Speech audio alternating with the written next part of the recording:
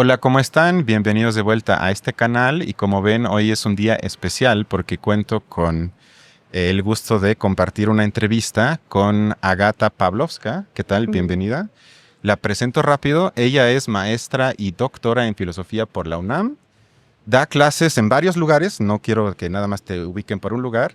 Y en síntesis yo diría, ahorita tú me corriges, que digamos tu investigación se centra en el análisis de la construcción de identidades políticas, figuras enemigas, y digamos en general te sigo y observo que analizas, digamos, críticamente los discursos contemporáneos. ¿Es correcto? Ujú, sí.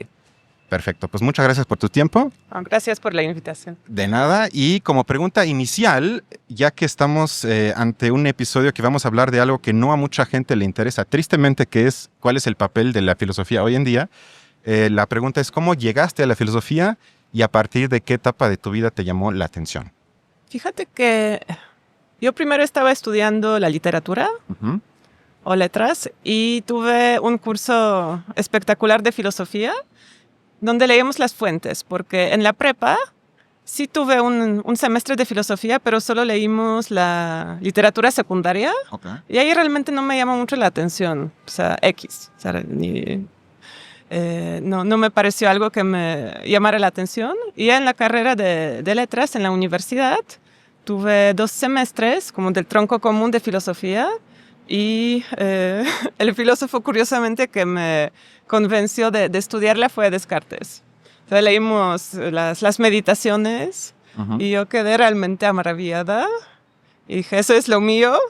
Dejé las letras, me cambié a la filosofía y no me he arrepentido no me he arrepentido desde hasta ahorita. O sea, ya por muchos, muchos años. O sea, me dediqué de pleno a la filosofía. Realmente toda mi vida, desde aquel momento ya empezó a girar en torno a la filosofía y lo hace hasta hoy en día. Ok, y antes de entrar ya a los temas, en serio, ¿y cómo te ha ido con eso? ¿Sientes que la sociedad te juzga, te preguntan seguido, bueno, pero ¿por qué haces eso? ¿Eso para qué sirve? ¿Eso cómo se vende? Mm, Creo que sí es importante cierto contexto, porque en Polonia no era nada extraño estudiar filosofía. O Mm. sea, realmente es una carrera como cualquiera. Los que la estudian no se preocupan por sus fuentes de trabajo posteriores, porque hay diferentes campos donde la filosofía es muy apreciada, muy valorada en la política, en las instituciones culturales, en las empresas, en los negocios, curiosamente. En la publicidad. O sea, hay un campo de trabajo que no hace a la gente preocuparse qué va a hacer después. Y como la filosofía como tal no existe en la educación primaria, secundaria ni en la prepa, o sea, nadie entra a estudiar filosofía pensando que se va a dedicar a dar clases. Bueno, tal vez algunos que les gustan, pero no es una constante como si lo es en México. Y cuando preguntamos aquí a los estudiantes qué quieren hacer después, casi todos quieren dedicarse a lo académico, a impartir clases. Mientras que yo soy de Polonia, entonces puedo hablar de allá. Primero, no pueden hacerlo porque no hay filosofía. y, y dos, sí, pues es como estudiar cualquier tipo de humanidades. La gente sí puede tener esta inquietud, pero es propia de las humanidades y no de filosofía en particular, porque sí es una carrera ampliamente estudiada bueno, yo estudié en la Universidad de Varsovia, con muchos estudiantes, muchos grupos, y ahí no viví esta inquietud, y creo que fue bueno para mí, porque no me estresé en el inicio Felicito, de la sí. carrera que voy a hacer. Porque eso te quería preguntar, o sea, entonces allá esto que narras implica que el campo esté más aceptado que en México, o sea, menos cuestionamientos, porque aquí supongo que sí te enfrentas a lo que muchos que nos gusta eso, nos enfrentamos a cuestionamientos o dudas ante, bueno, realmente qué es y para qué sirve y por qué estudias eso, porque vas a acabar, no sé, como taxista o como mesero. Y pasa, Tristemente se pasa así. pasa. Pasa, entonces ahí, digamos, si la filosofía está más normalizada, mientras que aquí, o sea, ante todo en mi entorno, o sea, casi todos se dedican a la filosofía. Entonces, como en mi burbuja académica no hay este extrañamiento, porque casi todos que nos dedicamos a eso nos encanta, o sea, en el nivel académico, porque si no, pues sería difícil enfrentarse a lo duro que es la academia, en todo el mundo, no solo aquí, En eso ¿no? Pero estamos de digamos, acuerdo, sí. la dureza que es, sí, creo que si no tienes la pasión y el goce de filosofar, puede ser muy frustrante. O sea, tiene que haber algo que te mantenga ahí. Y la gente de afuera, así como hemos comentado, que sí asocia la filosofía con la fe, con las creencias, luego con las opiniones. ¿Cuál es tu filosofía?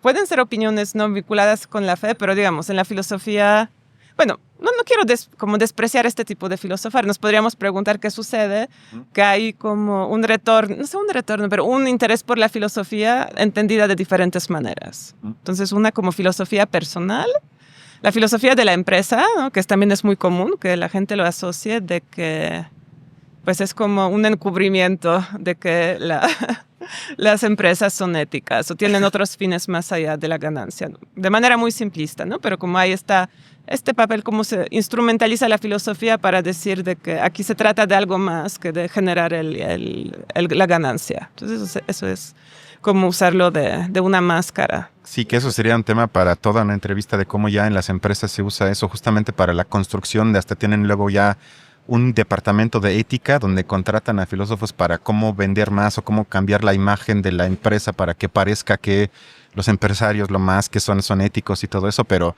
creo que yo podría afirmar, y tú lo compartes, que eso tiene que ver muy poco con la idea original de filosofía, ¿no? Pero si quieres, ahorita vamos a eso.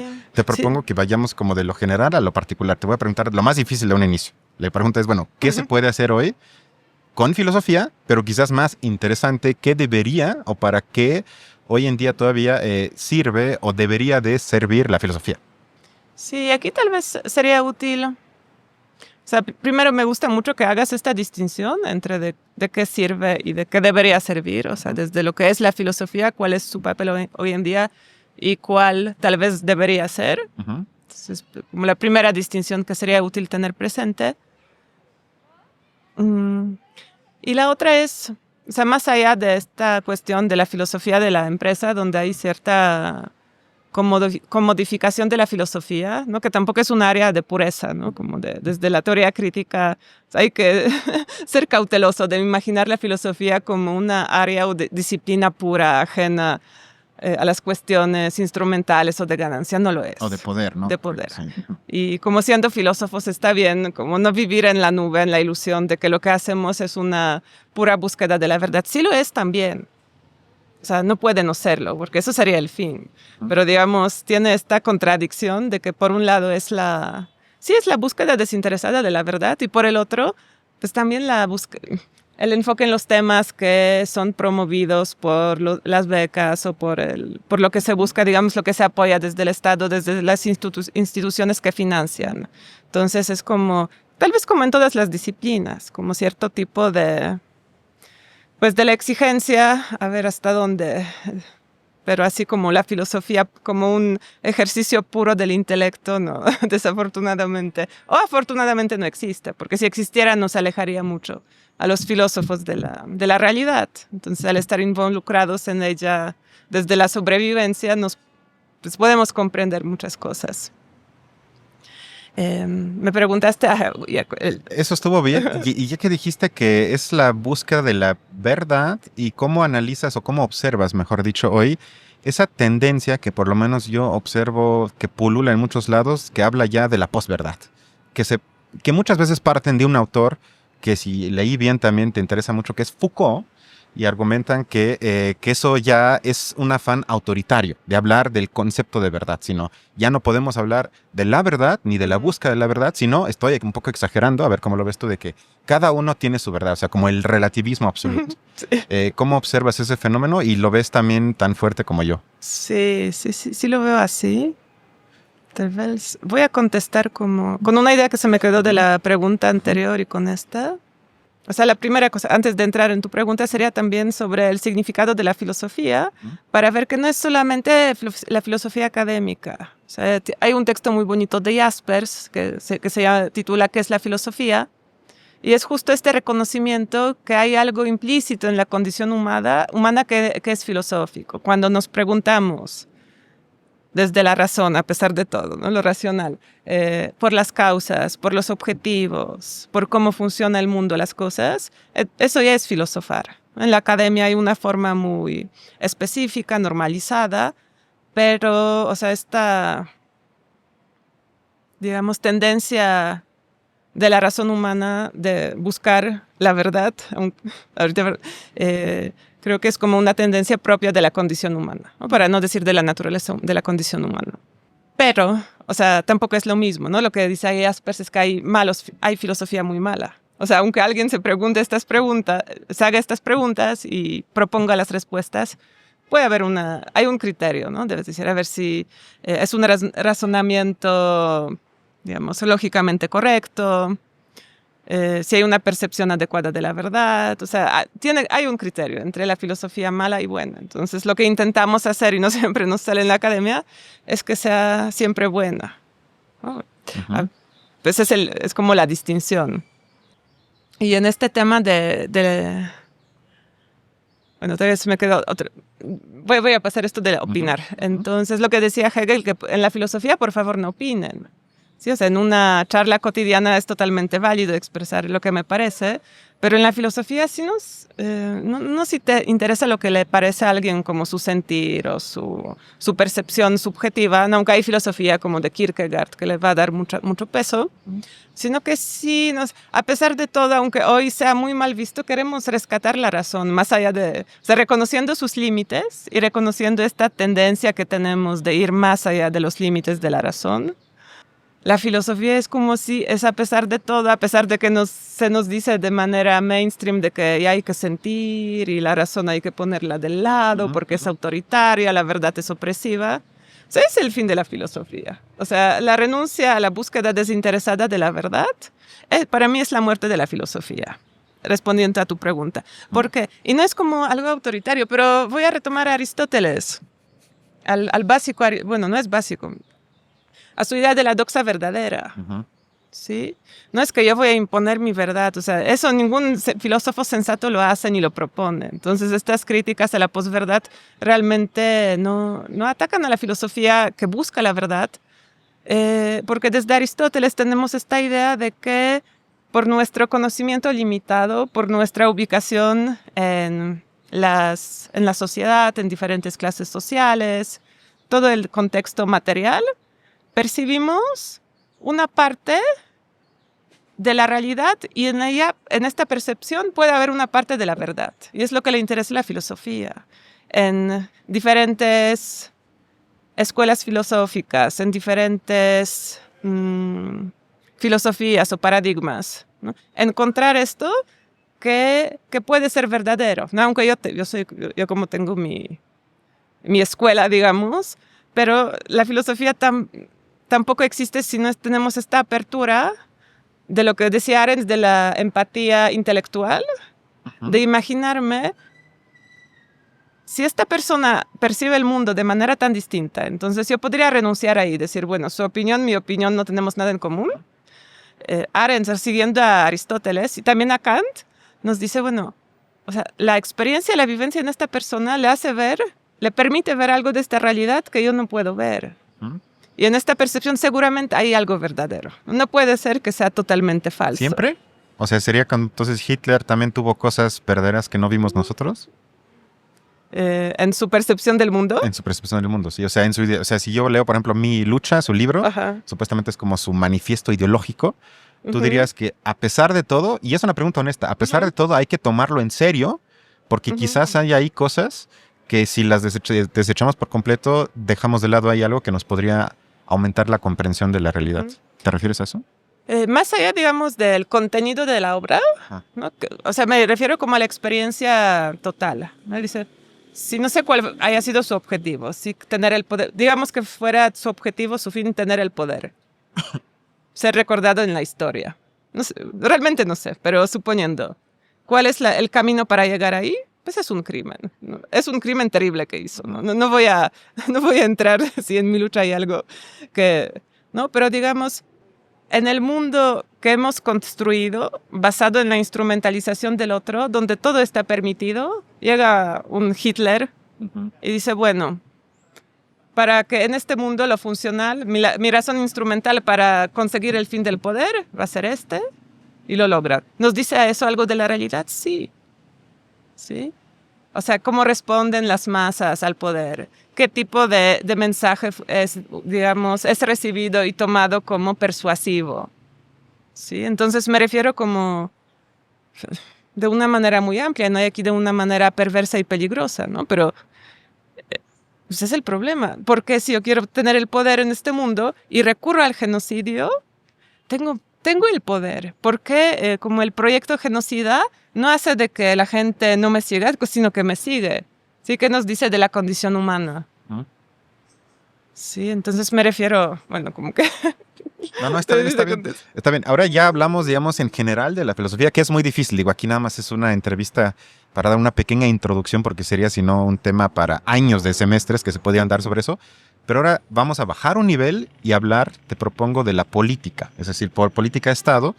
Y como lectora de Schmitt, que eres, ¿cómo dirías tú que nos puede ayudar la filosofía hoy en día para entender el comportamiento de, entre comillas, la política? Sé que es complicado la política, lo político, pero digamos en general, los estados, lo económico, lo geopolítico, con que creo que todo mundo podría simpatizar con la idea de que parece hoy un mundo caótico, ganan líderes autoritarios, estamos a punto, algunos dicen, de otra guerra mundial, y todo eso. ¿Cómo tú crees que la filosofía puede aportar para la comprensión de este tipo de fenómenos en el ámbito de la política? Entonces, digamos que para contestar, puede ser útil una distinción entre la política y la filosofía política. ¿Sí? Entonces, la filosofía política nos permite imaginar y comprender una política distinta a aquella que existe y que describe Schmitt, ¿sí? Como desde esta dialéctica del amigo-enemigo, que efectivamente de una manera cruel y realista describe una política funcional, ¿sí? O sea, a mí por trabajar estos temas obtuve una como propuesta política de ayudar ¿A un partido? a unas personas de construir al enemigo, ¿no? O sea, desde... ¡Wow! como, ¿Quién es? Nada, broma. no la acepté. Pero digamos, es importante aquí distinguir este nivel descriptivo del normativo y digamos del pragmático que va a estar en el medio. Entonces, así como la describe Schmitt, aunque sea cruel y no nos guste, o sea, pareciera desafortunadamente que la política funciona así, ¿no? De una manera muy sencilla, ¿no? Que la mercancía más preciada es la identidad. Somos nosotros, como apelando a estos atavismos del grupo propio, y son aquellos que con su modo de vida, con sus convicciones, amenazan esta identidad, mostrando de que no es algo dado, de que no es algo definido, sino que hay otros grupos que funcionan, que creen en otras cosas y también las consideran verdaderas. Entonces eso cuestiona nuestra propia identidad, que resulta muy amenazante para los colectivos, ¿no? La identidad nacional, grupal, etc. Y efectivamente es así, ¿no? Bueno, aquí Schmitt no hace esta referencia a ciertas, digamos, condicionamientos naturales, no sé, históricos, atávicos, tribales que tenemos. Sí, pero es su descripción de cómo son las cosas, lo que omite y lo que luego agrega Bolívar Echeverría, que el otro no solamente despierta cuando nos amenaza estas ganas de aniquilarlo, exterminarlo, para quedar como asegurados en nuestra propia identidad, sino lo que indica Bolívar, también hay esta cuestión más de eros, ¿no? Que el otro, el exótico, también nos atrae. Sí, entonces no siempre lo queremos destruir. A veces lo queremos, ahora pensé, tal vez destruir, pero de otra manera integrándolo, ¿no? Como esta idea de hacerlo propio de nuestra comunidad, acogerlo. Pero es sí. Pero no es para exterminar, o sea, pero resulta atractivo, no solo amenaza. Tal vez está ahí también algo de amenaza, pero también de lo atractivo. No lo queremos matar, no queremos que se una, que sea aliado, que sea parte de nuestro colectivo. Eso Schmitt no lo toma en cuenta. Y aquí sí agregaría esta parte de Bolívar Echeverría, que la induce a partir de la conquista en México. Así tiene una visión como de la antropofagia. Perdón, no de la códigofagia, de que se integraron como ¿no? En esta idea de mestizaje que luego se critica, que no fue cierta, pero digamos, da esta otra matiz a Schmitt que se podría agregar. Bueno, y la filosofía que nos ofrece más allá Tengo una pregunta sobre eso, porque ya que dijiste varias veces el concepto de identidad, que creo que es uno que se usa hoy muy a menudo en muchas esferas, porque luego hay como palabras en filosofía que nada más se quedan como en ese ámbito, pero particularmente la identidad pulula en muchos lados. Y me llama la atención porque si entendí bien, y ya me dirás tú ahorita, desde la ilustración no se supone como pregunta que la filosofía, partiendo de ahí, diría que es siempre el pensamiento no identitario, es decir, que la identidad y más la colectiva siempre es un mito, y un mito, digamos, peligroso, y se supone que a más tardar con el siglo XX ya aprendimos que si nos basamos en identidades colectivas ficticias, eso, digamos, nos lleva ya a potenciales, no siempre tiene que acabar ahí, pero digamos, a entonces luchas entre identidades, porque si me quedo como en el mundo de Schmitt, de entender la realidad, entonces yo me entiendo a través del enemigo, y siempre hay enemigo. Si ya no hay enemigo, eso ya no funciona. Entonces, no se supone, como pregunta, que la idea de ilustración de universalismo rompe justamente con esa, para mí, ideología de identidad y decir, bueno, yo soy primero humano, digo, es muy idealista, yo lo sé, pero digamos, yo no automáticamente por ser de un país pertenezco al colectivo por algo biológico o por constantes antropológicas, en lo que se supone que rompemos con ese mito, por más difícil y doloroso que pueda ser, para que entonces uno ya elija, en el mejor de los casos, yo me siento más parte de X o Y grupo, pero ya no, digamos, es el pensamiento colectivo porque yo soy parte de eso porque nazco ahí, o sea, como que no se supone que ya no deberíamos de hablar de identidad y menos colectiva. Sí, estoy de acuerdo con lo que dices. O sea, yo creo que no deberíamos hablar de la identidad colectiva. Sin embargo, es un recurso político tan persuasivo que de verdad yo considero que es una primera mercancía de los que ofrecen políticos.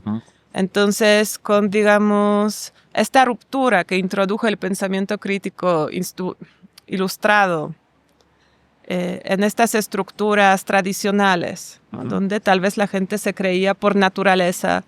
Pues tampoco, ¿no? Es que el nacionalismo surge más o menos a la mano con la ilustración. Pero digamos, estas identificaciones más rígidas, ¿no? De estratos sociales, de clases, de grupos, no tan imaginarios, porque el problema del nacionalismo es que es imaginario.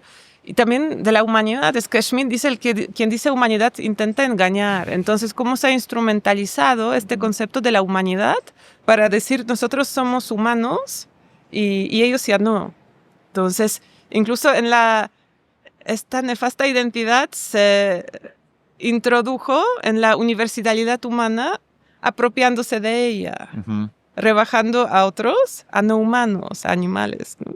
Y nosotros somos propiamente humanos. Por eso no quiero hablar de la naturaleza humana, por este riesgo de que cuando hablamos de lo humano, de la naturaleza humana, pues marcamos una frontera de los que tendrían que ser, por la definición, ¿no? De los que se distinguen y podrían ser expulsados fuera del colectivo humano, y de eso habla Arendt, ¿no? Por eso Arendt dice, voy a hablar de la condición humana y no de la naturaleza humana, porque se ha instrumentalizado tanto que hoy, cuando alguien habla de la humanidad, sí es muy sospechoso. No lo mismo de la ideología de los derechos humanos.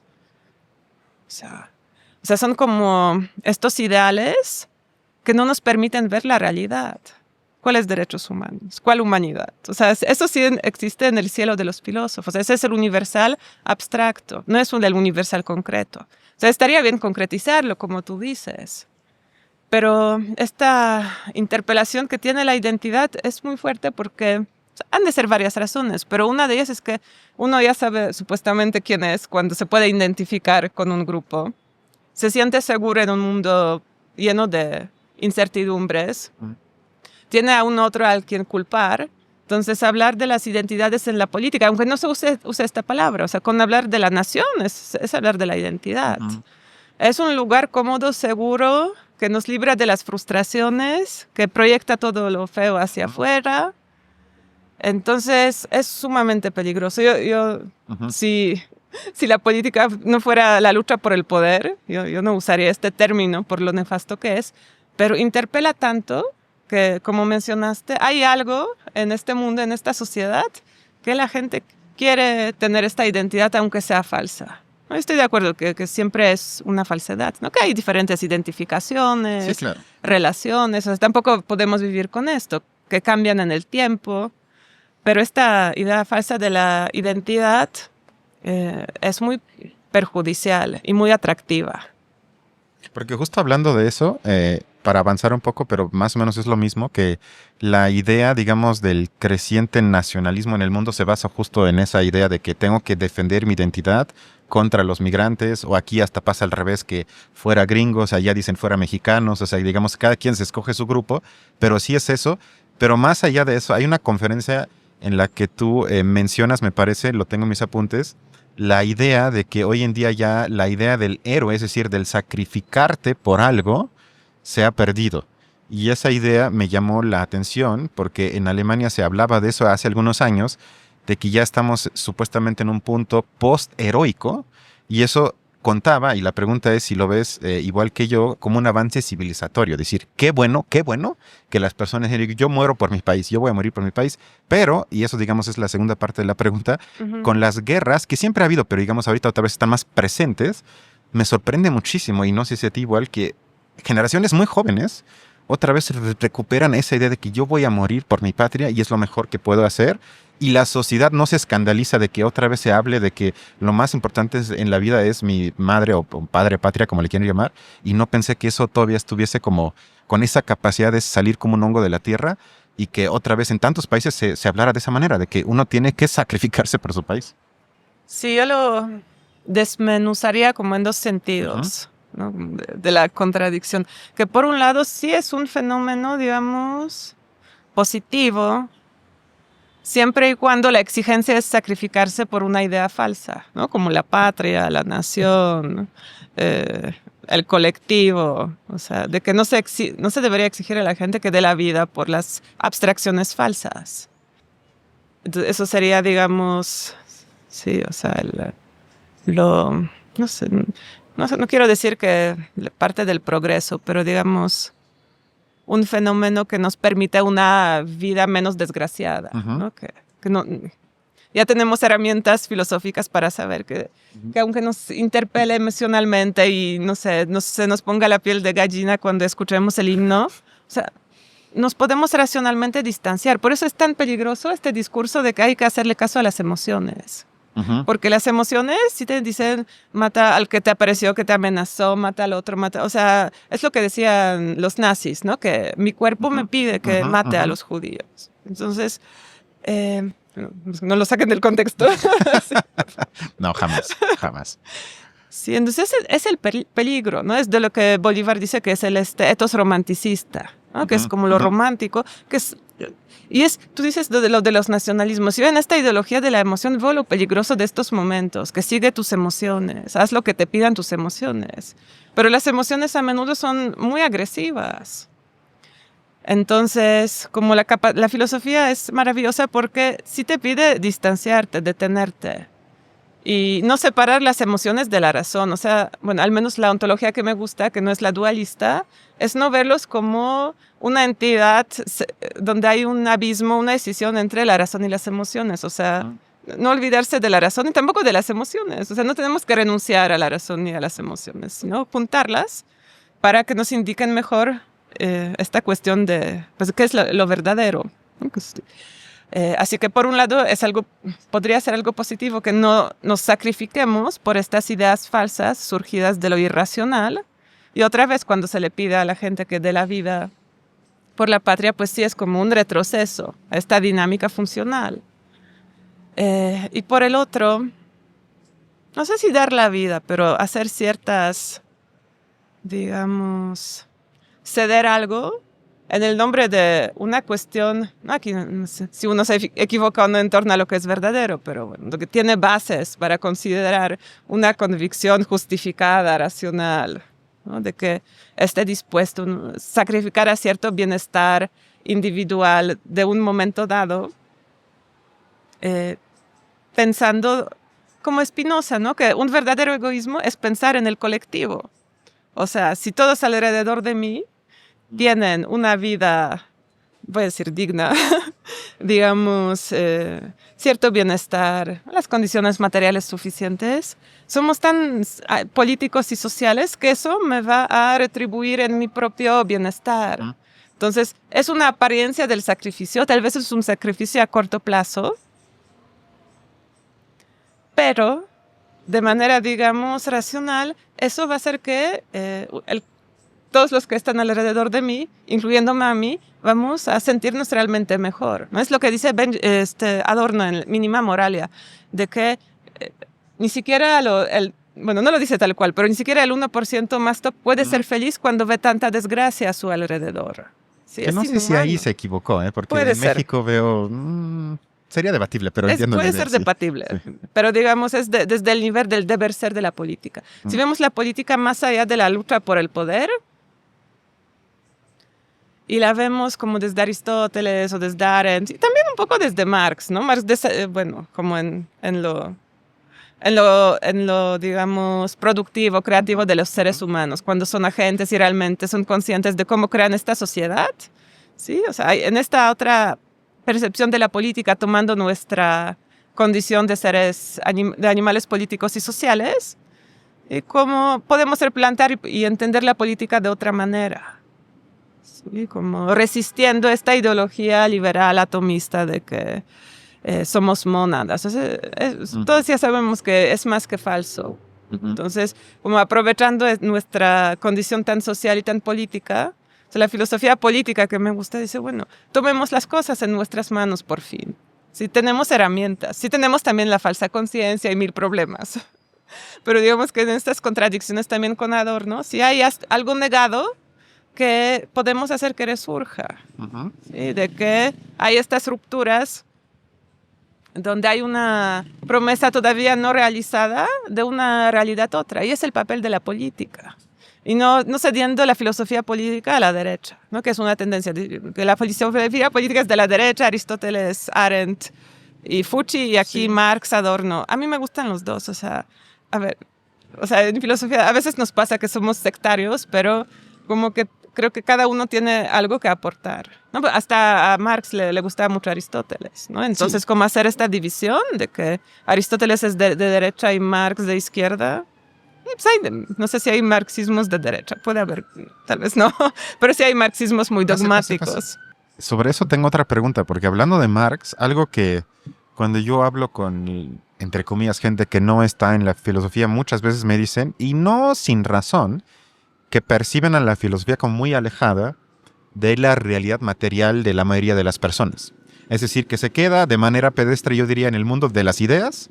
Estoy exagerando el argumento, no para que se entienda, pero ya cuando se trata de que, bueno, no tengo para pagar la renta, no me alcanza para la colegiatura, tengo depresión, tengo ansiedad, no encuentro el amor, y miles de cosas que acosan a tantas personas hoy en día. O sea, el malestar me parece tan generalizado en casi todo el mundo, que la filosofía entonces se queda a veces como que alejado de eso, pero justamente hablando de Marx, que no sé qué tanto tú compartas, que debe haber también la inclusión de lo económico y del sistema de producción en el análisis de la realidad, y no puede quedarse, digamos, eso como un tema que no tiene que ver con la filosofía, ¿no? ¿O cómo lo ves tú?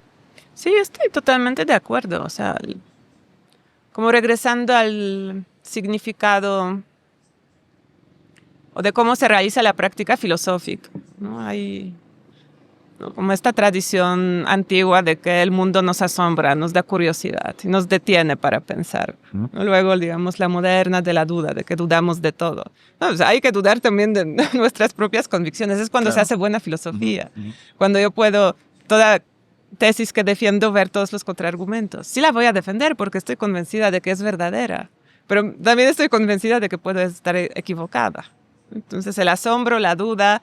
Luego con el existencialismo, la angustia, la ansiedad de las contradicciones vitales. Y luego con Marx, que digamos lo retoma todo y decir, bueno, ¿qué hacemos con esto? ¿Cómo otra vez? Y eso es la verdadera utopía de Marx. ¿Cómo vamos a juntar otra vez lo que se separó con Aristóteles? O sea, desde antes, la razón práctica y la razón teórica.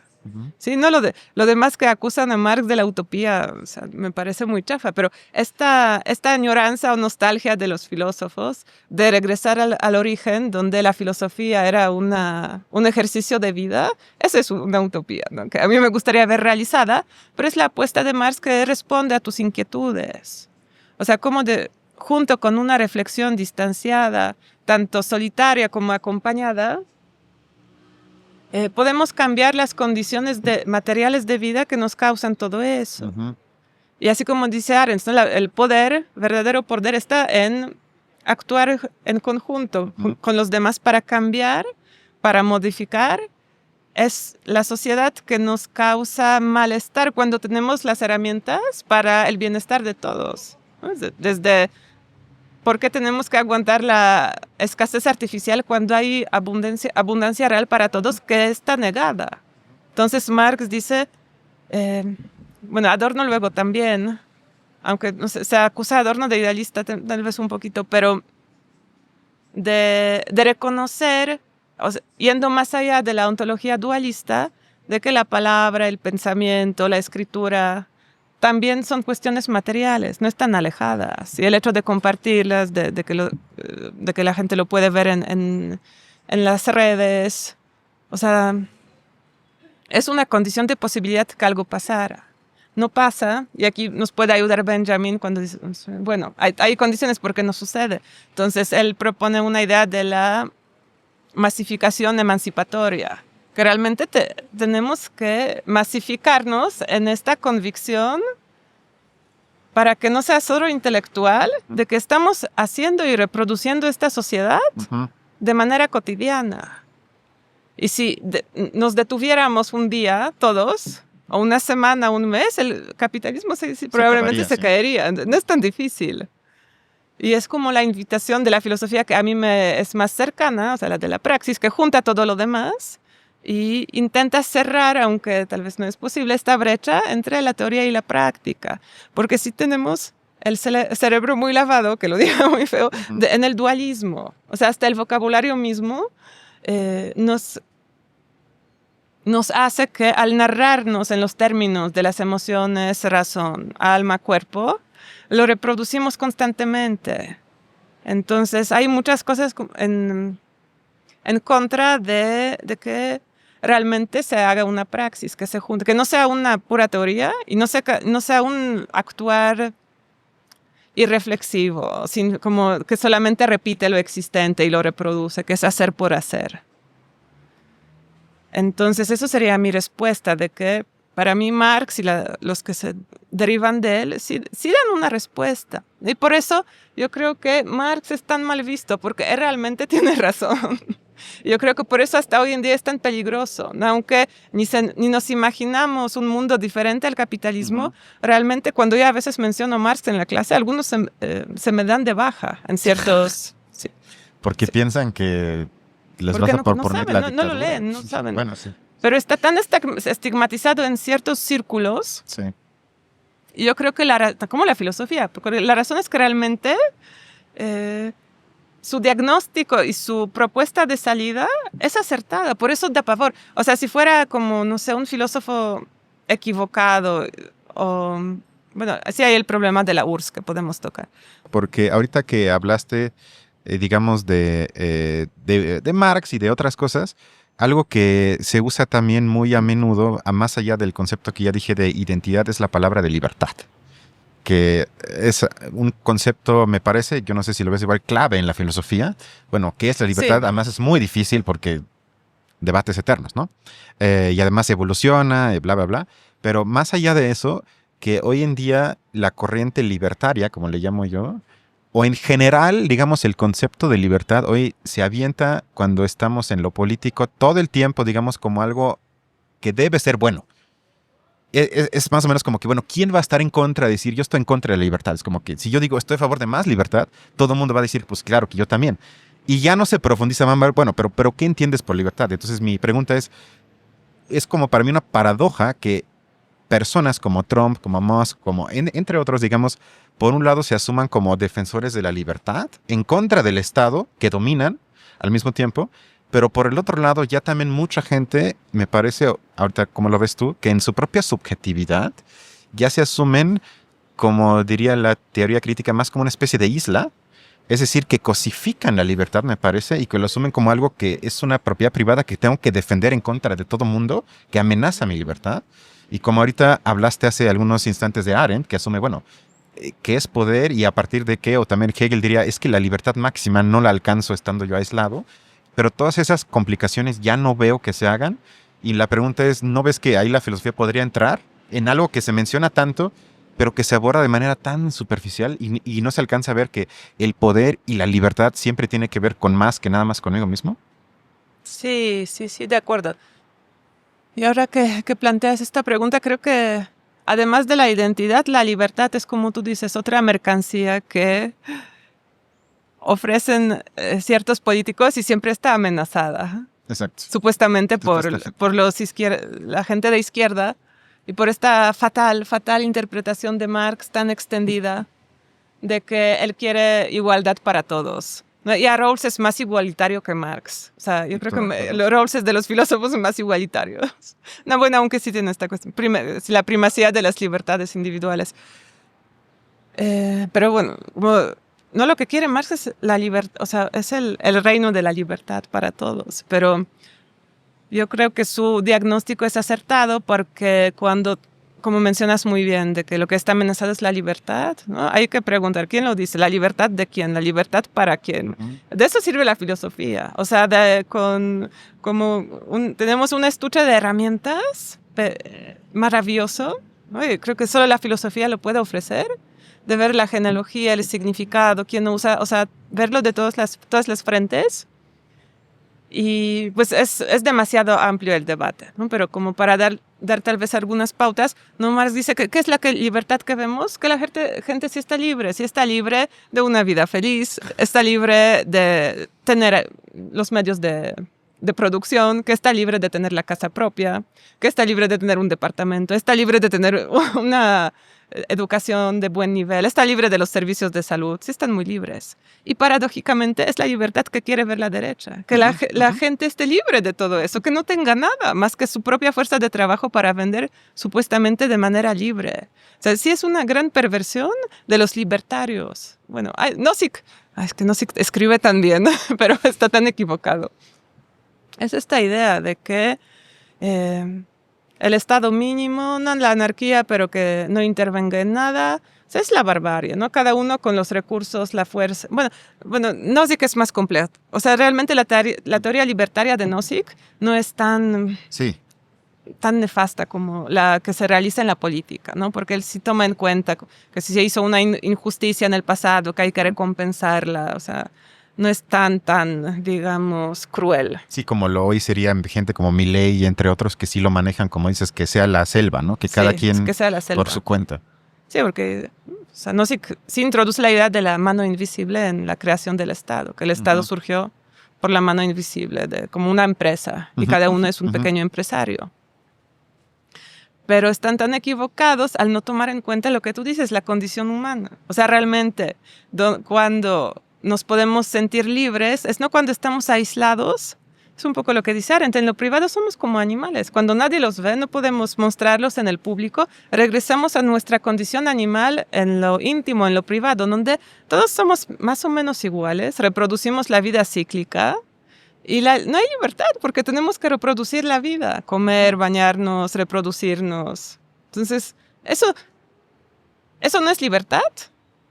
Desde mi perspectiva, desde la perspectiva de Arendt y de Marx tampoco, y es la libertad para los libertarios o los liberales. Es esta falsa libertad de la esfera privada, que yo me puedo recluir y hacer los negocios.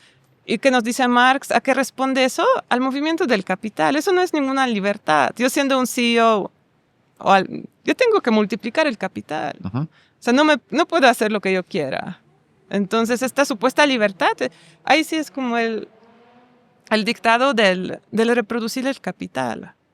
Mientras que esta otra libertad de la que habla Marx es que realmente tenemos los medios para crear una sociedad donde libremente desarrollemos nuestras... No quiero que suene tampoco como a coaching, pero donde podremos tener una vida plena, ¿no? Y como honrar esta parte material e intelectual y ser, bueno, esta utopía marxista de ser pescadores, poetas y todo esto, ¿no? Y lo mejor es que, o sea, realmente hay medios en este mundo para hacerlo, ahora. O sea, ahora mismo. No hay ningún impedimento real que se redistribuya la riqueza. Ninguno. Bueno, tal vez hay alguno. Pero más allá, o sea, realmente es posible. Es como algo que se presenta como lejano y por eso se tacha a Marx de utópico, que es irrealizable, ¿sabes? podría hacerse y en corto plazo. Y justo hablando de eso, eso conecta con el concepto de ideología. Que, bueno, yo he trabajado un poco ese concepto, el fin de la ideología en los 90s con Fukuyama, etcétera, pero que ahora ya ni siquiera los más radicales neoliberales que hablaban ya de la unificación globalizante del mundo liberal, democrático, capitalista, dirían que se acabó la historia, sino dirían, bueno, nos equivocamos y volvió a surgir. Pero aún así, y no sé cómo lo observas tú, siento que se habla poco de ideología. Y sobre todo que en todo caso se ha convertido como en algo otra vez muy privado, como que, bueno, yo tengo mi ideología. Mi ideología es mía y pues tú tienes la tuya, yo tengo la mía. Y se privatizó eso a nivel del sujeto y ya no se habla de ideologías políticas y cuando se menciona, se pasa más o menos como con el concepto de más Estado es algo peligroso. Como que la ideología siempre es del contrincante político. Es visto como que es que tu argumento es ideológico, como insulto, como si hubiese un punto neutro donde yo argumento desde lo no ideológico y lo que tú estás diciendo ya cae en lo ideológico para, desde mi punto de vista, yo no sé cómo lo ves tú, despertar en el imaginario de la gente las ideologías del siglo XX, el nazismo, la URSS, o el marxismo, o el comunismo que se imaginan, pero como que, ¿en qué momento pasó eso que ideología es un insulto en vez de decir, a ver, si te metes a lo político, siempre hay ideología, no hay ese punto neutro que esté libre? Sí, también aquí podemos distinguir, o sea, sí, una es la cuestión del uso, Ajá. que creo que sí es como usado como un desprecio intelectual, ¿no? Que alguien está ideologizado, que no ve la realidad. Y es esta comprensión de la ideología como, no sé, un conjunto de ideas de los cuales uno está convencido y que rigen su vida. Y la propuesta de Marx es juntar eso con las acciones cotidianas, ¿no? De que no es simplemente lo que yo pienso en privado, sino que todas nuestras acciones, decisiones, todo lo que percibimos, toda la apariencia está, o sea, la ideología es vivida, es actuada. No es solamente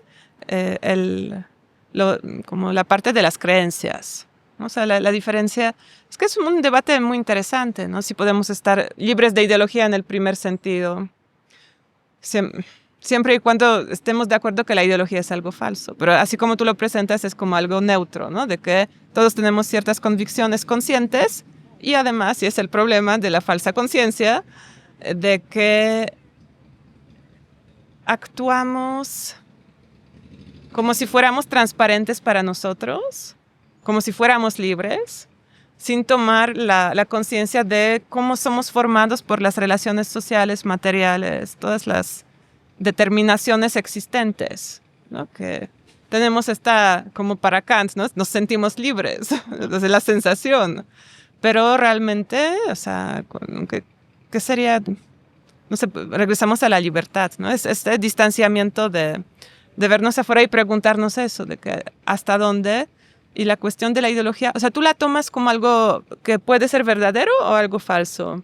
Ese es el dilema que es muy difícil, porque si uno parte de Marx o incluso de gente de la escuela de Frankfurt, dirían, bueno, la ideología es falsa conciencia, pero si parto de ahí, debe de haber entonces la verdadera conciencia. Porque si puedo señalar lo falso, entonces también debe de existir lo contrario, el verdadero. Y ahí yo soy más pesimista.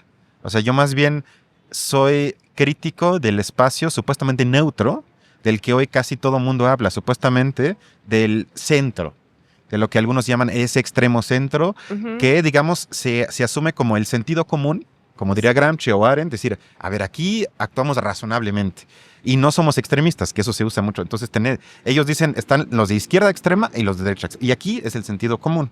Ellos son los ideólogos, ellos son los extremistas, ellos son los radicales. Y ahí yo me rehúso porque no hay para mí nada más ideológico, también como diría Zizek o entre otros, que asumir que yo estoy en el centro de algo que no es ideológico. Ya lo que tú dices sería otro debate más complicado, decir, bueno, hay ese espacio donde yo estoy consciente de mi ideología, me puedo abstraer y argumento desde una posición no ideológica, aunque yo diría que eso a mí no me preocupa tanto, sino yo me ubico claramente en algo de izquierda, medio marxista, como le quieran llamar, pero yo estoy consciente de ello y jamás diría que lo mío es neutro. O sea, yo más bien te preguntaba que, no sé cómo lo observas, que para mí la mayoría de los políticos incluso, ya ni siquiera la gente lo privatiza. Y me dicen a mí, bueno, eso es tu ideología, yo tengo la mía.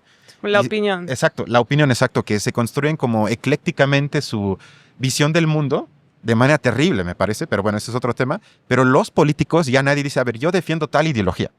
Ya. Sino digan, a ver, yo no defiendo una ideología, sino yo defiendo a México. yo defiendo la libertad, yo defiendo la dignidad, yo defiendo el pueblo. Y digo, ok, está bien. Es como tú dices, las mercancías de la propaganda, pero ¿por qué ya nadie sabe? Yo defiendo la ideología del socialismo. O tal vez al revés, yo defiendo la ideología del capitalismo liberal democrático por esto. O sea, como que ese miedo al concepto de ideología, eso es lo que a mí tanto me llama la atención, porque la pregunta es, ¿por qué? Si yo digo que no se puede eliminar, sino justamente cuando se elimina es cuando más está presente.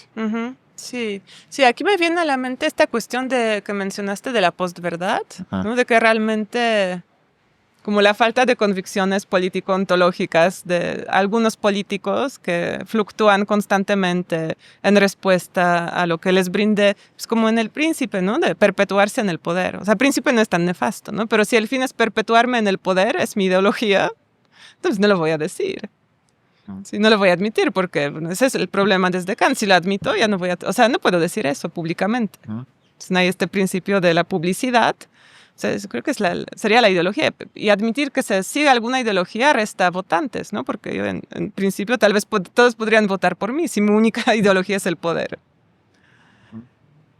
Lo uno. Y sí, como es cierto miedo a tener posturas firmes, porque sí es fácil de criticar, ¿no? Si yo tengo mi postura firme, es muy fácil de criticarme. Pero, bueno, a mí no me importa mucho, pero, o sea, y me imagino que a los políticos sí les importa, ¿no? Pero entonces sería más que saben lo que hacen y aún así lo hacen. O Sí, sea, ahí sí, digamos, así es. ajá, sí, algo, digamos, ya cínico, ¿no? O sea, donde no es por ignorancia o que se creen lo que dicen, sino por estrategia política que ellos asumen que si tomo posiciones firmes, me van a atacar y me van a, entonces, y eso en los votos me perjudica. Sí, yo diría que sí. Eso. Y también lo otro que mencionaste al inicio es un tema de la pregunta muy importante y es una crítica a la teoría crítica y a Adorno, de que en esta supuestamente visión tan pesimista del mundo, de que no hay nada verdadero, ya no hay, bueno, no cabe nada verdadero en el mundo, no cabe una vida verdadera en el mundo falso, donde todo es falsa conciencia. Los cuestionamientos a Adorno, ante todo, vienen desde esta parte, bueno, lo clásico, sí, pero él sí asume que su visión es verdadera, entonces, ¿cómo es posible si todo es falso? Y aquí yo creo que Adorno sí se salva muy bien, o sea, en su visión contradictoria del mundo, ¿no? Como juntándolo con Aristóteles, que hay algo negado que se vislumbra en las contradicciones, desde donde podemos decir algo que aspira a ser verdadero, donde hay como estos destellos de la vida verdadera en las contradicciones de la realidad. Pues lo tomo obviamente de la ontología marxista. ¿No? Es lo que nos permite la filosofía, como agregar al análisis filosófico la ontología, la epistemología, ¿no? y como confrontar diferentes visiones. Entonces, si para Adorno, aunque en apariencia todo está ideologizado, como el mundo no es liso y acabado, sino que es una dialéctica negativa en movimiento, entonces constantemente se abren estas brechas de un encuentro verdadero con el otro, no sé, de un gesto desinteresado para dar un juego infantil. ¿No? Hay como diferentes ejemplos en esta realidad donde no todo está perdido por esta ontología contradictoria, que constantemente, si estamos atentos y presentes, se abren estas posibilidades de que algo puede suceder. Y ahí, pues, Adorno se defiende de estas acusaciones de si su diagnóstico es tan pesimista, él ni siquiera debería decir nada. ¿No? Y sabemos que tuvo programas de radio, como si estaba, bueno, también tuvo como algunos gestos muy polémicos, ¿no? Eso de llamar a la policía. Pues, pero... Esa es otra historia, sí. Esa es otra historia. Ajá. Pero hablando de ese autor que nos gusta a los dos, él también hablaba mucho de la educación para la emancipación, aunque me gusta más la traducción cuando le ponen la formación para la emancipación. Y me llamó la atención en una conferencia, tú casi te burlaste de manera correcta, desde mi punto de vista, de lo que te dice la gente cuando hablan del mal estado de la sociedad, ¿no? Que hace falta educación. La gente se tiene que educar, todo pasa por falta de educación. Y tú le llamas, si recuerdo bien, un gesto conservador de crítica, ¿no? Como si eso fuese el problema. ¿Y cómo tú dirías que la filosofía nos ayuda primero? Sí creo que el afán que lo compartes, a menos que me digas que no, de formar a sujetos críticos que se puedan abstraer del mundo para comprenderse así y al mundo, pero al mismo tiempo no, digamos, fetichizar eso y decir, todo está en el ámbito de cómo se forma uno y nuestra forma de pensar va a cambiar el mundo. ¿Y cómo te explicas que tanta gente apunta siempre? Porque a mí también me pasa todo el tiempo que la gente dice lo que falta es educación. En México hay pobres por educación y no sé cómo puedo explicar ese fenómeno. Yo creo que tal vez para entenderlo, yo creo que sí hubo un momento en la historia y en ciertas latitudes donde la educación realmente fue un factor de la movilidad social, ¿no? O sea, el clave ejemplo es Polonia posguerra, ¿no? ¿no? En Polonia casi no hay vocabulario para hablar bien del socialismo. O sea, cualquier referencia al comunismo, al marxismo está al igual con nazismo y se puede ir a la cárcel, o sea, literal. Hubo una conferencia donde había una mesa marxista y llegó la policía y tomó los datos. Y es que por ley está prohibido. Pero un ejemplo fue la Polonia de posguerra. Con el régimen socialista había un avance, un progreso, pero no individual, colectivo. O sea, realmente se levantaron fue masivo. Y luego ya hubo problemas. Pero sí, esta cuestión de crear una clase intelectual después de la Segunda Guerra fue real. Y el socialismo levantó de la pobreza a un fragmento enorme de la sociedad. Entonces creo que tal vez eso en el imaginario existe, que sí hubo países, hubo momentos, tal vez en México también, que la educación realmente tuvo este factor de la movilidad social. Ahora sabemos que ya no, o sea, tenemos todos los estudios que la movilidad social ya, si se da, no es por la educación. O sea, en los sistemas educativos privatizados, donde hay educación privada, pública, con todas las divisiones y desigualdades, no es que la educación es primero y o sea, el sistema educativo es el resultado de la explotación y de estas relaciones de desigualdad. Entonces realmente perpetúa esta división, a qué universidad se va, a qué gente se conoce, etcétera. Entonces, pensé en tu universidad, bueno, córtalo. No pasa nada, yo creo. Yo lo sé, dilo, no pasa nada. No, entonces, digamos que más bien el sistema educativo es el espejo, el reflejo de estas injusticias presentes en la sociedad, por un lado. Por el otro, es lo que analiza ya hace años Adorno y Horkheimer en la industria cultural. Ajá, justo lo que dices conecta con lo de la idea de industria cultural, que eso fue algo, como ya dijiste, observado por Adorno y Horkheimer cuando estuvieron en Los Ángeles al inicio de los 40s, 50s del siglo XX. Vieron ahí cómo nace Hollywood y cómo hay una fusión entre cultura y la industria, y eso les llamó mucho la atención para mal. Pero no sé cómo lo veas tú, o sea, la industria cultural que observaron ellos comparado con la de hoy es como multiplicado por 10 millones. O sea, antes era así, cuando ibas al cine, los periódicos, los comerciales, pero hoy es 24 horas a través del celular, a través de los comerciales, a través del lugar en el que estamos ahorita. O sea, todo está, digamos, mediado para los sujetos a través del lente de la industria cultural. O sea, siento que esa crítica es de los puntos que está más que vigente de esa corriente teórica, pero siento que no sé cómo lo ves tú, la que menos se toma en serio. O sea, como que se analiza eso como manipulación, pero bien sabemos que es mucho más complicado que eso, que nada más los medios que nos manipulan, sino ellos hablan de otra cosa cuando se refieren a la fusión entre cultura e industria. Entonces, ¿cómo tú observas eso? Y si compartes mi punto de vista de que hoy eso es más urgente que nunca analizar, porque la industria cultural hoy está en todos lados.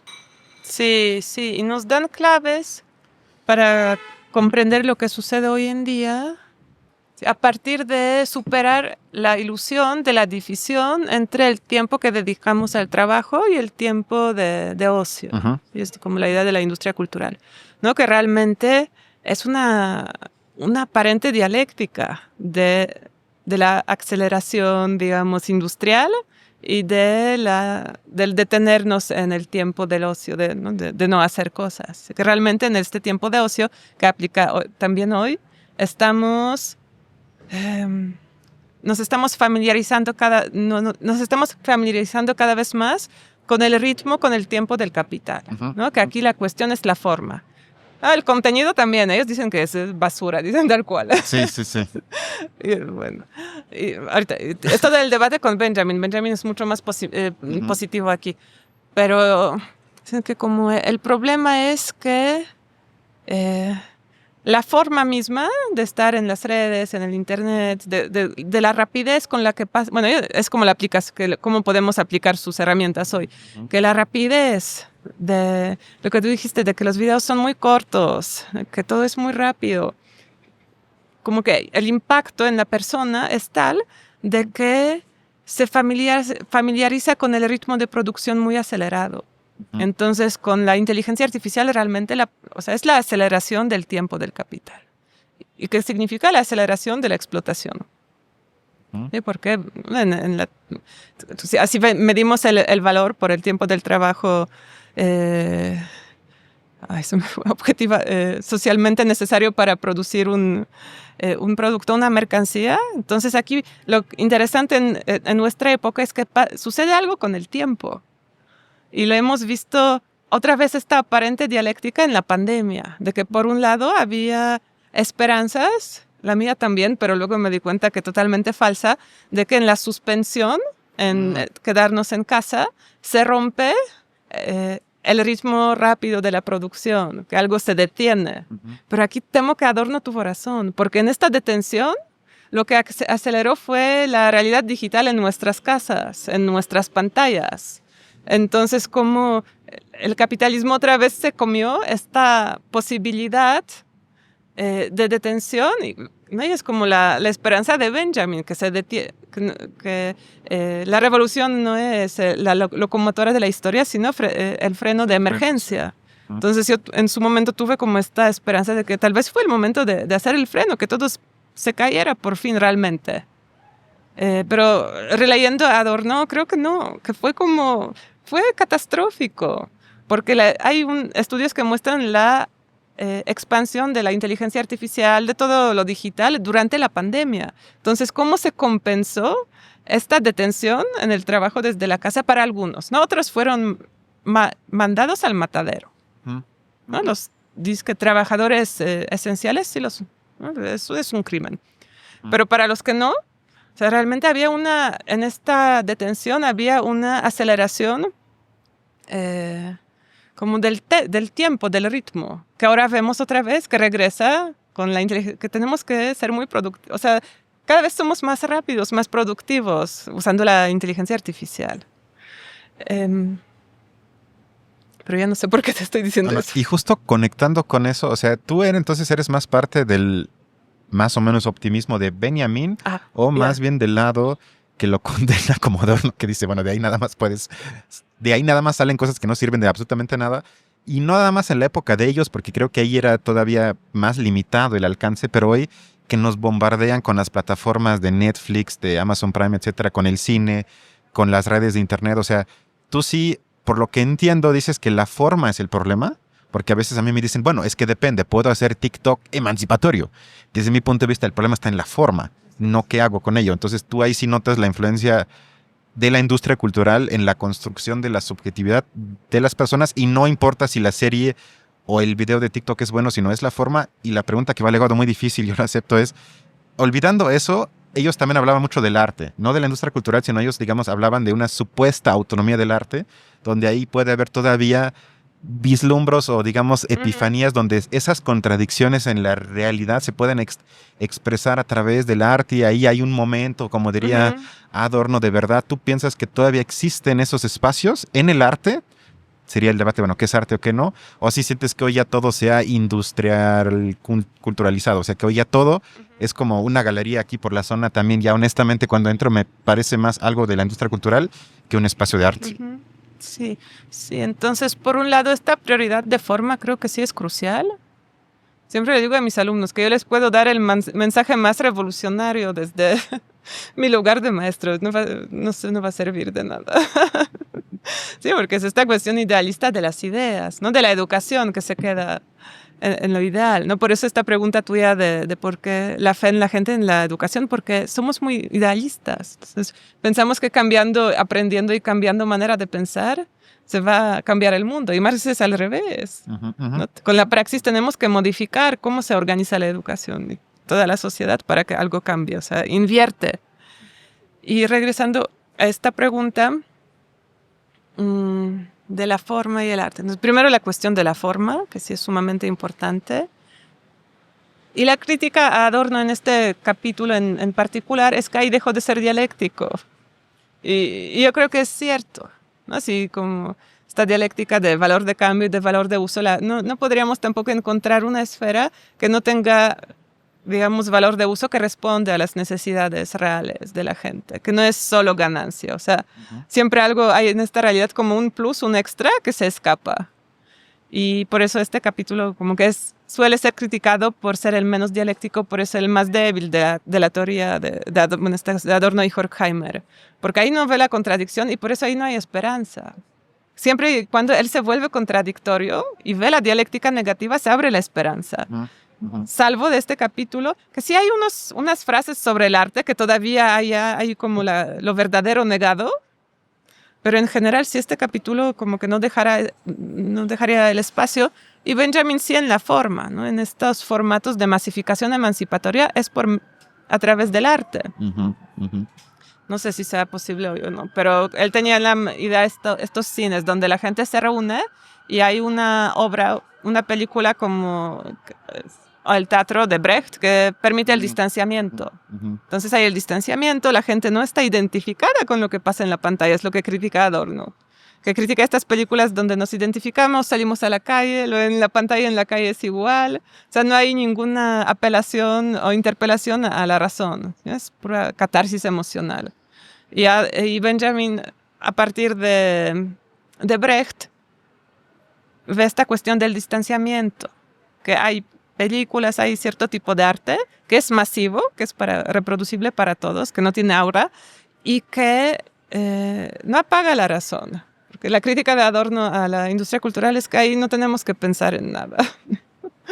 y hay otro tipo de arte y que creo que sigue existiendo, ¿no? Con los recursos de documental que permiten distanciamiento en las películas, ¿no? Para que no sean tan pesadas, casi siempre es identificación y distanciamiento. Y ahí sí la obra se vuelve dialéctica y como regresa la esperanza, ¿no? No sé si me gusta esta palabra, pero ¿no? Siempre cuando vemos la contradicción regresa la posibilidad de una sociedad diferente. ¿Y tienes un ejemplo, digo, sé que es una pregunta muy difícil, de alguna película o serie que digas, ahí se cumple eso? Que a pesar de que es masificado, contiene elementos, entre comillas, emancipatorios.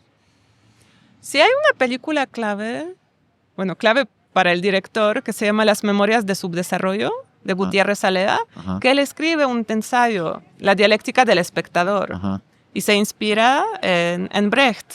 Y dice que en esta película, que es de mis favoritas, es maravillosa, hay una narrativa y hay fragmentos de documental. Entonces el director Gutiérrez Alea narra cuál es el objetivo teórico. O sea, es un lindo ejemplo de la praxis. No hace película por hacer película, sino que tiene toda una teoría desde Aristóteles hasta Benjamin de cuál es el objetivo. Y él tiene este objetivo, ¿no? De distanciar, de hacer público que reflexione, que piense, que no salga del cine con catarsis, con el relajamiento de que, bueno, yo puedo regresar a trabajar porque todo mi coraje, toda mi tristeza la viví y me purifiqué, sino que al contrario, estas irrupciones del documental hacen de que la gente no se identifique con los personajes, sino que reflexione sobre lo que está pensando. Entonces, creo que es una película paradigmática también por este ensayo donde él explica lo que hace, donde intenta realizar esta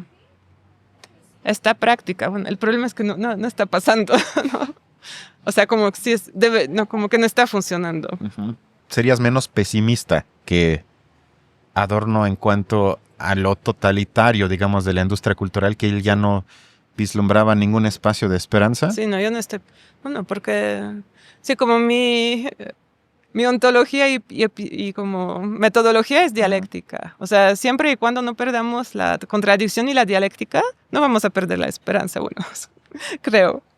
La siguiente pregunta, ya es la penúltima, tiene que ver concretamente con el fenómeno de la extrema derecha en el mundo. Y que más allá de los líderes, eso no me importa tanto de que si están locos o no, eso sería otra discusión, sino ¿cómo te explicas tú o cómo nos podría ayudar la filosofía para comprender el apoyo, aunque no nos guste masificado, para muchos de esos líderes? O sea, podemos voltear a muchos países y sí, siento que eso va creciendo.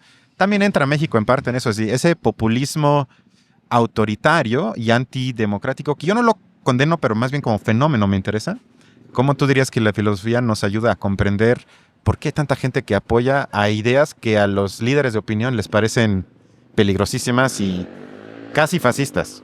Aquí pienso que nos puede ayudar el recurso kantiano de la imaginación o de la empatía, lo que me había mencionado, la empatía intelectual de Arendt. O sea, realmente imaginarnos, estar en posición de estas personas, ¿no? O sea, si hablamos desde, digamos, el bando de que no vota por la extrema derecha, ¿no? Imaginarnos qué viven, qué ven de este mundo, en qué se equivocan, en qué tienen razón, de que votan por esta opción de la extrema derecha. Y sí hay análisis sociológicos, filosóficos, de que explican este fenómeno que, digamos, es común para todos en el capitalismo, de que percibimos la realidad falsa como si fuera verdadera, y no es porque tengamos algunas carencias intelectuales, sino la realidad se presenta de manera falsa. Y si no tenemos estos recursos que nos da filosofía, o cierta filosofía, estamos, digamos, realmente convencidos de que... y va a sonar como la teoría de la conspiración un poco, de que, digamos, el movimiento del capital se oculta, ¿no? Y para que se pueda seguir reproduciendo, tiene que tener estos grupos de extranjeros, de minorías, que supuestamente es una teoría muy sencilla, de que son culpables por el hecho de la baja calidad de vida de los grupos menos privilegiados, ¿no? De las minorías que, digamos, están desde las clases bajas. Es difícil percibir a veces de que no se trata de que es alguien más. O sea, es muy difícil liberarse de este paradigma de la competencia. Yo creo que ahora, no lo había pensado, pero ahora que lo dices, yo creo que es eso lo que opera, que somos tan socializados mundialmente de que competimos y el otro nos quita, o sea, que es un juego de suma 0-1, y es el paradigma dominante. Y es muy difícil imaginarnos de que tal vez en el mundo de la abundancia tan generalizada, en teoría, este paradigma de la competencia es perjudicial. Pero es la base del capitalismo y de la subjetivización, ¿no? Desde Kant somos sujetos porque sin la competencia seríamos como árboles torcidos. Kant lo dice tal cual, ¿no? Que tenemos que competir con otros árboles para ser éticamente bellos y morales y no sé qué. Entonces, tal vez es eso lo que opera, de que estamos tan convencidos de que desde este paradigma que es individualista, que es otro que me quita, de que realmente nos parece de que son los extranjeros que nos quitan algo. Y es el desplazamiento de toda la explotación que estamos viviendo y que no se ve y no se oculta. Y para el capital no se puede ver. Porque si se viera, o sea, la pararíamos. Sí, sí. O sea, sería como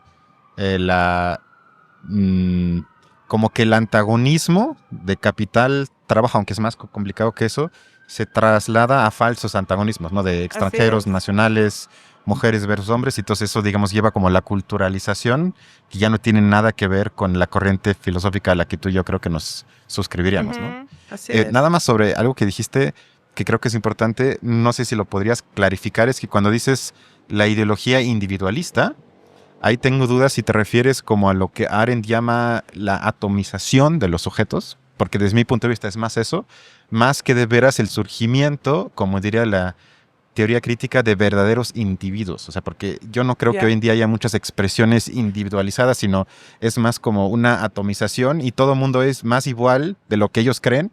Y ojalá hubiese más individuos que además, como decía Marx, que uno se individualiza a través de la socialización y creo que ya no existe, ¿no? Sí, no, estoy totalmente de acuerdo. Sí, es en este sentido de que sí, somos como réplicas cada uno. A veces veo las películas y al escuchar los diálogos me parece que todos en lo privado hablamos igual, usamos las mismas palabras, hablamos de las mismas situaciones. Y solo en el espacio público como podríamos ser capaces de algo que vaya más allá de lo cotidiano, donde todos somos como individuos en el sentido de, sí, iguales, no sé cómo, sí. Sí, estoy de acuerdo. Ok, y ya como última pregunta para que ya no te robe más tiempo, no sé si te pasa igual, pero me preguntan muy a menudo, bueno, me gusta la filosofía, pero nunca he leído nada, me asusta, filosofía tiene que ver con cursos de lógica que necesito, ¿qué nos podrías recomendar tú, pero más que nada a la gente que nos ve y escucha, si todavía no se han introducido al mundo de la filosofía, aunque creo que tú y yo diríamos que aún así ya quizás han filosofado en su vida, pero más allá tú les puedes recomendar tal vez un libro, texto, algo tuyo, o que no lean, sino hagan otra actividad. O sea, ¿cómo tú dirías que alguien se puede, si tiene ganas, introducir al mundo de la filosofía? Más allá de estudiar la filosofía, Más allá de eso, como o sea, la alguien que quizás carrera. no la quiere estudiar, sino que dice, me llama la atención, pero siento que es algo tan difícil y tan misterioso y tengo miedo de acercarme. ¿Y cómo le podrías quitar el miedo a la gente? Y quizás con un punto de Ujú. acceso que tú señalas como que podría ser de acceso provechoso. Sí, es que sí es difícil, la filosofía es difícil. Me acuerdo mi primer año de filosofía en la carrera, fue muy difícil.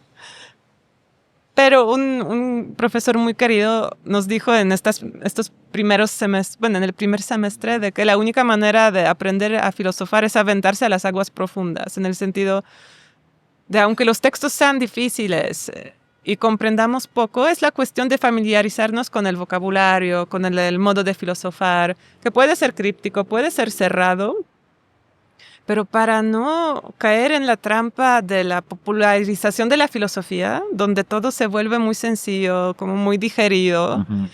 eh, sin contradicciones, muy liso, no problematizado, yo creo que no hay de otra. O sea, es soportar la frustración. Creo que lo que tienen los filósofos, que soportan la frustración de no comprender. Porque hasta hoy en día hay algunos textos que tengo que volver a leer. De acuerdo, Porque, sí. y si es bueno, es un reto, o sea, es la frustración y el reto de qué difícil. A veces es demasiado difícil porque algunos se exceden, digamos, en un uso del lenguaje demasiado, tal vez de manera injustificada, oscuro, como Heidegger.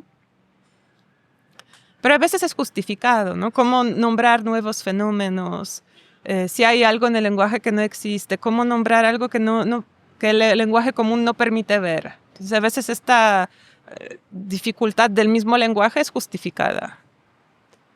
¿Y por dónde empezaría? Es que no sé. Tienes que decir algo, algún texto, alguna película, alguna actividad. Es que no sé por dónde empezaría. No, yo creo que eso sería autoritario, que todos empiecen por donde quieren. Estoy de acuerdo que eso es lo que se debe de decir.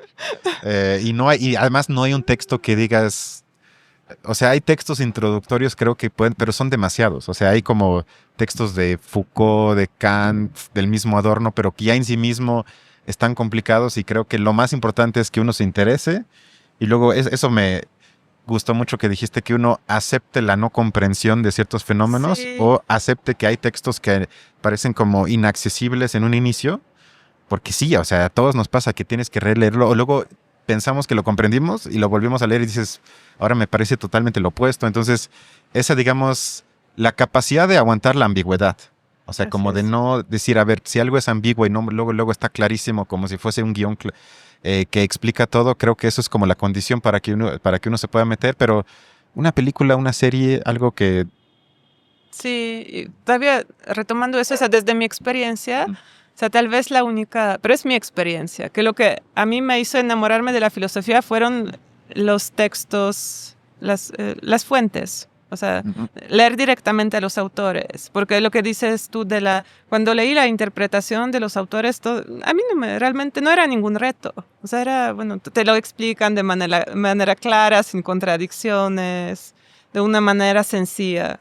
Entonces, sí, no sé recomendación, pero bueno, lo que yo hice y me funcionó fue leer directamente a los textos, no Ujú. interpretaciones, porque luego son interpretaciones de las interpretaciones. Ujú. Es, O luego dejan fuera que el autor a veces se contradice a sí mismo. O sea, que no hay, como, por ejemplo, un Freud, sino el Freud del 1912 no es el mismo del 23, sino van exactamente. cambiando. Pues a menos que quieras agregar algo más para la gente que nos ve y escucha, muchas gracias por tu tiempo. Me gustó mucho la entrevista y al público, cuídense mucho y nos vemos el fin de semana con otro análisis de una película. Muchas gracias, Agata, Gracias. y hasta la próxima. Bye.